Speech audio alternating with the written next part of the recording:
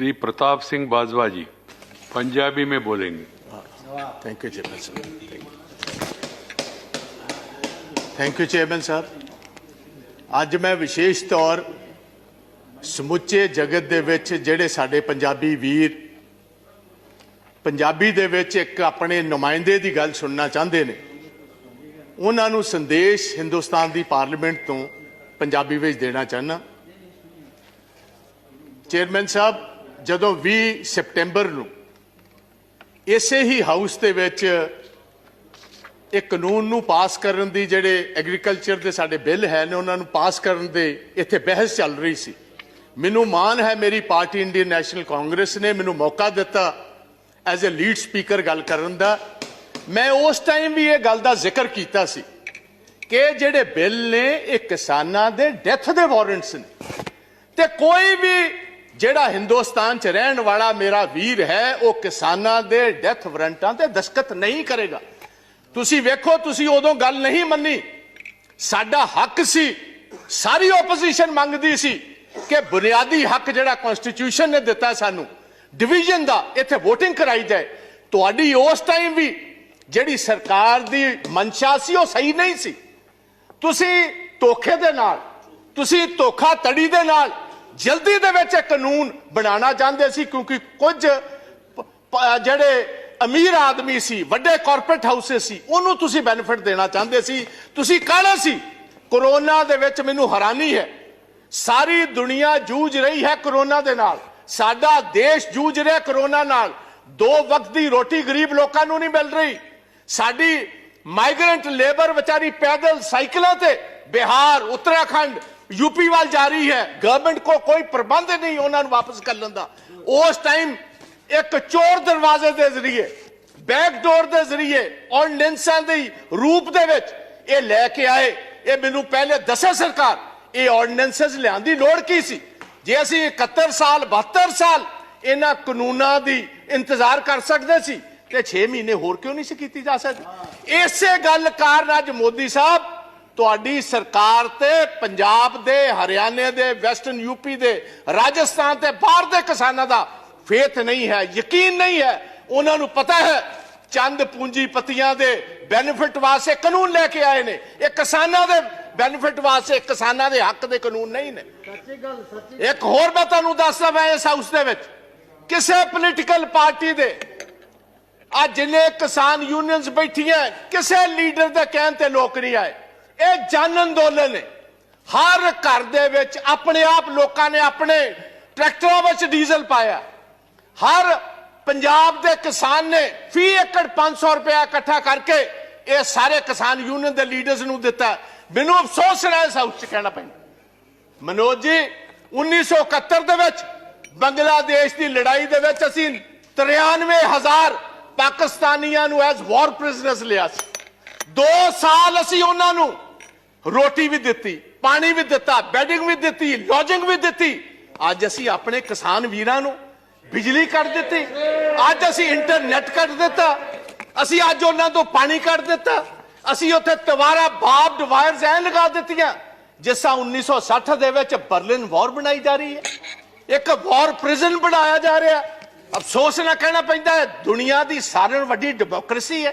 ये चीज़ां अफगानिस्तान विच वेखियां सी, ये चीज़ां इराक दे विच सदाम हुसैन दे वेले वेखियां सी, ये लिबिया दे विच कर्नल गद्दाफी वेले वेखियां सी, ये युगांडा दे विच इदी मीन वेले वेखियां सी, ये महात्मा गांधी दे देश च कदी किसी ने सपने विच भी नहीं वेखियां जो साडे किसान वीरां नाल हो रहा।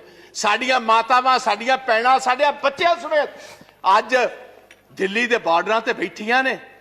तुसी उत्थे ओ रूप दिता जिस तरह कॉन्सनट्रेशन कैंप्स नूं देना हुंदा। कल 12 पार्टियां दे लीडर गाजीपुर गए, पुलिस ने अंदर नहीं जान देते। किस किस्म दी democracy Hindustan. Parliament session in operation होए, तुसी पार्लीमेंट लीडर्स नूं उत्थे जाण दी इजाजत ना दो, इहनूं असीं डेमोक्रेसी कहने। तुसी कहंदे हो साडे ते विश्वास करो। मैं तुहानूं एक सवाल पूछना चाहना चेयरमैन साहब तुहाडे जरिए सरकार नूं। तुहाडे एग्रीकल्चर मंत्री जी ने गल कही है 1.5 साल वास्ते असीं एक कानून राखवे रख देने, इन अबाइस च रख देने। मैनूं इस गल दा फर्क दसो वापस लैन दे विच ते राखवे रखने च फर्क की है? मैं टेक्निकली यह बात पूछता हूं, अगर आप ये कानून को इन एम्बेंस रखते हो, उसका मतलब 1.5 साल के लिए ये कानून वापस हो गए। अगर ये वापस हो गए तो भैया क्या आप अकेला बूझ का सवाल बनाए बैठे हो कि किसान माफी मांगेगा तब हम मानेंगे? आप ये बात कहने को तैयार हो हम अपने इन कानून में तरमीम करने को तैयार है? ऐसी तरमीम करने तैयार होता मतलब है कानूना विच वड्डी कमी है। आपने खुद कबूल किया इसमें बहुत सारी कमी है। अगर कमी है तो वापस क्यों नहीं लेते? और मैं मोदी जी को यह गुजारिश करूंगा, मोदी साहब तुहाडी कांग्रेस के नाल ते कोई अदावत हो सकती है, तुहाडी ओपोजिशन पार्टियां नाल अदावत हो सकती है। हिंदुस्तान का किसान तो वह जिन्हें तुहानू वोटां पा के कामयाब किया, तुहाडी उहदे नाल की अदावत है? प्रधानमंत्री जी अज मौका है, दूजी बार तुसी प्रधानमंत्री बने हो, अज मौका स्टेट्समैन बनने का, स्टेट्समैन अज तुहाडे कोल मौका एक बार फिर सरदार पटेल वाली जगह लैन दा। वह भी गुजरात का एक पुत्र सी जिन्होंने लोग वल्लभ भाई पटेल नूं सरदार के टाइटल नाल जानते। अज तुहाडे कोल मौका है, आओ चलो, मैं तुहाडे नाल चलना, चलो सिंघू बॉर्डर। किसान जे तुहाडे नारे ना मारनगे को मैं तुहाडे बेनिफिट वास्ते लेके आया सी, जे तुसी नहीं कबूल दे, अगर आप समझते हो ये आपके हक के नहीं है, भाई मैं वापस लेता हूं। इसमें आपका बड़ापन होगा। दरिया दिली जो लीडर होता है वो उसका सीना भी उतना बड़ा होना चाहिए, दरिया दिल होना चाहिए उसको, दरिया दिली दिखाइए। आज आपको स्टेट्समैन बनने की जरूरत है, प्रधानमंत्री तो आप सेकंड टाइम बन गए। आज सारा देश इंतजार करता है कि मोदी साहब कब आएंगे। वो तोमर साहब की बात पर यकीन नहीं करते। क्यों नहीं करते? क्योंकि जिस ढंग से आप ये कानून लेकर आए हो, जिस ढंग से आपने इस पार्लियामेंट को, जो हिंदुस्तान की सबसे, मैं समझता हूं एक सबसे बड़ा फेथ है जिस हाउस पर, वहां हमारा जमहूरी हक नहीं दिया, आपने तो डिवीजन नहीं कराई। उसका मतलब था आपको जल्दी कौन सी बात की? आप मैं अपने पंजाब स्टेट की गल करना, जहां साहब स्टैट्यूटरी बॉडी है तुहाडी जीएसटी, पिछले 10 महीनों का 8,000 करोड़ रुपया पंजाब का इन्होंने नहीं दिता। तुहाडा फेथ असीं किस तरह करिए, तुहाडा यकीन असीं किस तरह करिए?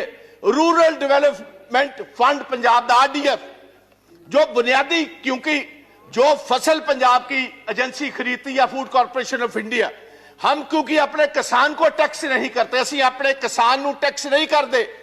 ये लेवी जिहड़ी है स्टैट्यूटरी है, गवर्नमेंट नूं देनी पैंदी है। साडा 3% तो घटा के 1% कर दिता।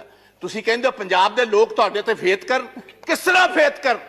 तुसीं दुश्मनां वाला काम साडे नाल कर रहे हो। मैं एक होर कहना चाहना इस हाउस दे विच, ये नवी हिस्ट्री नहीं, गुलाम नबी आजाद साहब ने बहुत खूबसूरत ढंग नाल दस्सिया सी अंग्रेजां दे खिलाफ, ब्रिटिश गवर्नमेंट के खिलाफ। देवगौड़ा जी 6-7 बड़ी मूवमेंट हुई एग्रीकल्चर, जिसको लीड महात्मा गांधी, वल्लभ भाई पटेल साहब करते रहे, और सभी जगह पर ब्रिटिश को अपना पैर पीछे खींचना पड़ा और जिम्मेदारों की बात माननी पड़ी। तो यह मैं गुजारिश करता हूं, पगड़ी संभाल जट्टा। आज से 100 साल पहले शहीद आजम भगत सिंह के ताया और उनके पिता ने यह आंदोलन शुरू किया था, और हमारे दीपेंद्र सिंह हुड्डा जो बैठे हैं, इनके ग्रेट ग्रैंडफादर, वो भी इस मूवमेंट में साथ है, चौधरी बाथूराम जी। उस मूवमेंट में भी 3 कानून ही आए थे, जैसे अब 3 लेकर आए। 9 महीने मूवमेंट चली और अंग्रेजों को भी अपने घुटने टेकने पड़े, गोडे टेकने पे। मैं इस पवित्र सदन के विचों कहना चाहना, यही जिक्र सा सुखदेव सिंह ढींडसा ने किया। लाल किले दे उत्ते जो कुछ होया 26 जनवरी नूं, सानू बड़ा अफसोस, सानू बड़ा दुख है। As a Punjabi, as a Sikh, I condemn that whole incident what happened. सानू तुसी नैशनैलिटी ना सिखाओ। नेशनलिज्म साडा हर एक बच्चा हर महीने नेशनल फ्लैग में लिपटकर हर महीने पंजाब और हरियाणा का आता है। आप हमें नेशनलिज्म सिखाएंगे भाई? आप उनको खालिस्तानी कह रहे हो जो लाल किले की, क्योंकि बहुत सारे लोग हिस्ट्री नहीं जानते। हमारे 9वें गुरु तेग बहादुर महाराज, गुरु तेग बहादुर जी ने किसके लिए शहादत दी थी? उन्होंने शहादत दी कश्मीरी ब्राह्मण्स के लिए। कश्मीरी ब्राह्मण पंजाब में गुरु तेग बहादुर जी के पास आए कि औरंगजेब हर रोज जनायु उतारता है, तलवार के ताकत के साथ वो हमें कन्वर्ट करता है, हमारे धर्म को तब्दील करता है। आप इन पिटीशन हमारे साथ चाहिए, जैसे कोई वकील लेकर जाता है, वो इन पिटीशन लेकर औरंगजेब के पास आए और औरंगजेब ने इसी लाल किले से, जिसका आप जिक्र करते हो, इसी लाल किले से ये कहा जो पिटीशन लेकर आए इसका सर कलम कर दिया जाए। वहां उनकी शहादत हुई और उनकी शहादत की याद में जो शीशगंज साहब, शीश कहते हैं गले को, उनकी याद में शीशगंज साहब गुरुद्वारा जो खड़ा है वो हमारे हिंदू ब्राह्मण कश्मीरियों की वजह से यह शहादत हुई। और आप हमें खालिस्तानी कहते हो। मेरे अपने पिता जो फॉर्मर मिनिस्टर थे, 5 लोगों के साथ पंजाब में 1987 में उनकी शहादत हुई। मेरे अपने बड़े भाई जो ब्रिगेडियर हैं इंडियन आर्मी के, retired, he was the one who was commanding the 192 mountain brigade, जिसने देश के लिए ये टाइगर हिल जीती। He was commanding 192 mountain brigade. आप हमें खालिस्तानी कहते हैं, आप हमें कहते हो एंटी नेशनलिस्ट हैं ये लोग।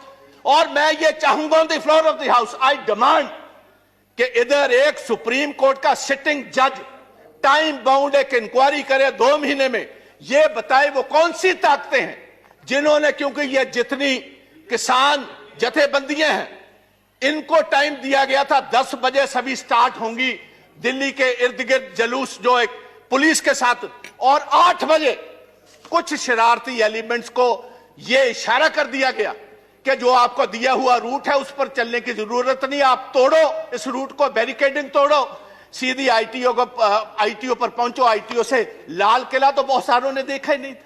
और एक ये भी बात मैं हाउस में बताना चाहता हूं, ओ भैया ये लाल किले जिसकी आप बात करते हो, ये जिस आपको पता मुगल राज में ये स्थापित हुआ है, और 300 साल पहले जो गुरु तेग बहादुर जी की कुर्बानी है, उसके बाद गुरु गोविंद सिंह महाराज, उनके 2 बड़े साहबजादे शहीद हुए, छोटे 2 साहबजादों को जिंदा दीवारों में चिन दिया गया।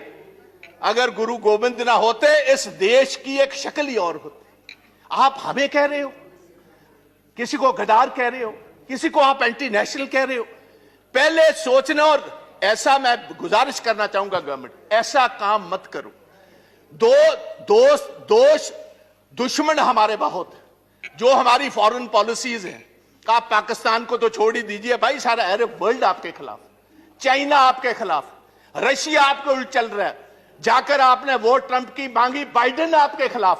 वो आपके साथ भाई कौन है? अगर कुछ आपके साथ नेशनलिस्ट हो के आप उनको भी तोड़ना चाहते हो, उनको भी डराना चाहते हो, उनको भी धमकाना चाहते हो, ये कभी नहीं चलेगा। और पंजाबी और सिख विशेष तौर प्यार से तो बात आपकी मान सकते, डर से, डरावे से, बंदूक से, तोप से ये डरने वाली कौमें नहीं। इन्होंने तो सारी हिस्ट्री ही शहादत की है। तो मेरी गुजारिश है, ये ब्लैक लॉज वापस लीजिए, ये काले कानून वापस लीजिए। प्रधानमंत्री जी आप कहते हो मैं एक कॉल अवे हूं, भाई किसी के पास आपका नंबर है? किसके पास आपका नंबर है? आप क्यों नहीं इन किसान जथेबंदियों को, ये मेंबर्स ऑफ पार्लियामेंट, इनको साथ लेकर चलिए, हम चलते हैं आपके साथ। आओ आपके जय जयकार के वहां नारे लगवाएंगे। आप इन कानूनों को वापस लीजिए। आप 1.5 साल के बाद नए कानून लाइए, सिलेक्ट कमेटी में भेजिए। जितने स्टेक होल्डर्स हैं, किसान जथेबंदियां हैं, किसान हैं, मेंबर्स ऑफ पार्लियामेंट हैं, चीफ मिनिस्टर हैं, हमारे एग्रीकल्चर साइंटिस्ट हैं, उनको कहिए खेती के लिए, किसानों के लिए कौन सी सबसे बेहतरीन कानून है। कॉर्पोरेट्स के लिए नहीं, कॉर्पोरेट्स को हम बेनिफिट नहीं देंगे। हम किसानों के बेनिफिट के लिए कानून लाओ, हम आगे होकर आपकी मदद करेंगे। आओ एक नई इतिहास की सिर्जना करें। मैं इतना ही कहता हुआ एक लास्ट में जस्ट धन्यवाद प्लीज भारद्वाज जी, एक बस मैंने किसानों के लिए, पंजाब के किसानों के लिए एक छोटी सी कविता लिखी है, वो पढ़कर इजाजत ले लूंगा। कहते ने चीर देंदे ने पहाड़ हुंदा जिन्हां नूं जनून, रह के मंजिलां तो दूर किथे मिलदा है सुकून। हारदे नहीं हुंदे मर्द दलेर, बस हौसला बना के तुसी किसान वीरो रखियो। असी जितांगे जरूर, जंग जारी रखियो, असी जितांगे जरूर, जंग जारी रखियो। जय हिंद, जय Right. जवान जय किसान ਤੇ ਵਾਹਿਗੁਰੂ ਜੀ ਕਾ ਧੰਨਵਾਦ ਖਾਲਸਾ ਵਾਹਿਗੁਰੂ ਜੀ ਕੀ ਫਤਿਹ। ਪ੍ਰਤਾਪ ਸਿੰਘ ਬਾਜਵਾ ਜੀ ਤੁਸੀਂ ਆਪਣੀ ਭਾਸ਼ਾ ਵਿੱਚ ਬੋਲਿਆ ਧੰਨਵਾਦ